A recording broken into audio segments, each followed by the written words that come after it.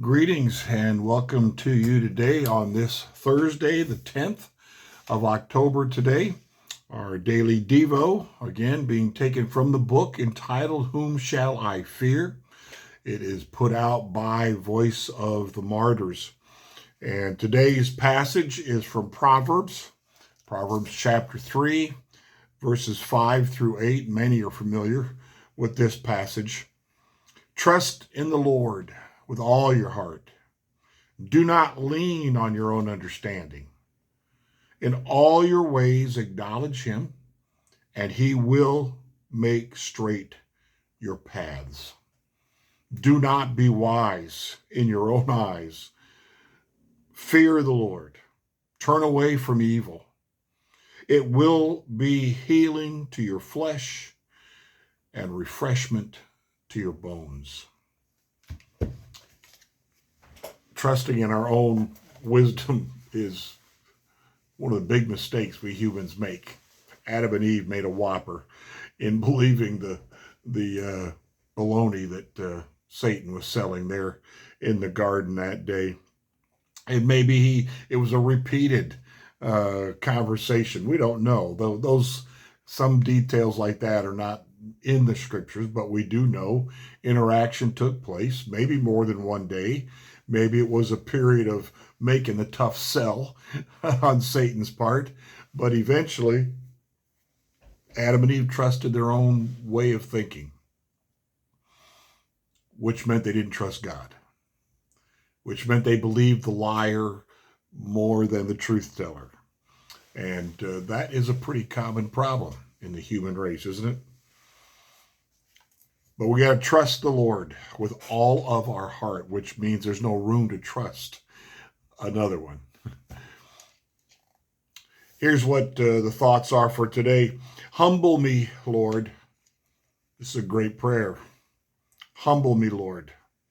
Burn away any pride and my insistence to lean on my own understanding, which keeps me from listening to your voice and from following you fully. Quell any fear that draws my eyes from you. May I trust you more than I trust myself. May I know the joy of a heart given to you and a life lived with abandon in you. Amen.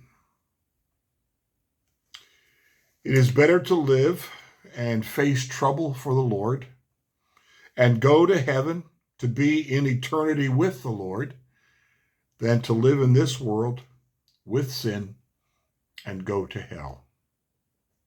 Don't fear the people who destroy our body, but fear the Lord.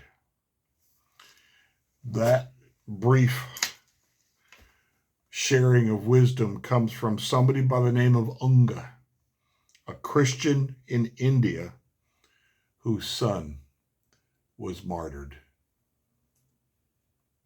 So often when bad things happen and we don't know why, we have a tendency to blame God. We have a tendency to turn away from God. Lot's wife told him, basically, in an argument about believing in God, after all these things happened to Job, she said, Job, just curse God and die. Wow. But we do feel like that sometimes. When tragedy happens, we don't know how to deal with it. And I guess probably from somewhere in our fallen nature, this bruise up, blame God, shake your fist at God. Now, if we fall into that, instead of trusting him with all of our heart, not leaning on our own understanding, we put ourselves in middle ground between him and the enemy, who is the accuser of the brethren and the accuser of God. He wants us to doubt God. He wants us to stop trusting in God. And so lies, problems, tragedies come our way. And just like for Job, it can be a test, and we may have friends around us like Job have who give the absolute worst advice. Why? Because they don't really know God and how he operates and who he is. And that's why we need to have friends like that in our lives. We need to have sources of truth in our lives that know really, truly who God is, how he operates. And that's the path of trusting in the Lord with all our heart, not trusting our own thinking. Who am I to think I know the way better than God knows the way?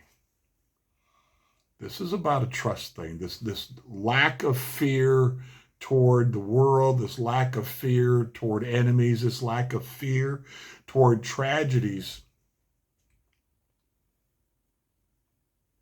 is what God offers us. It's when we begin to pull back from him that these things can have their destructive influence in our lives. And we surely, hopefully, surely do not want that. So trust in the Lord with all your heart. Don't second guess God, because that's a bad route to take anytime, in any place. Just continue to acknowledge him, that he is who he is, that he loves you, that he has a purpose and a plan in all of this. And even though Job went through all that he went through, at the end of all of that, there's this realization of the greatness and the power and the majesty of God. And oftentimes that's what he has in mind for us as he puts us through difficult times, is that we come closer to him, we know him better, we know him more fully. Blessings to you today.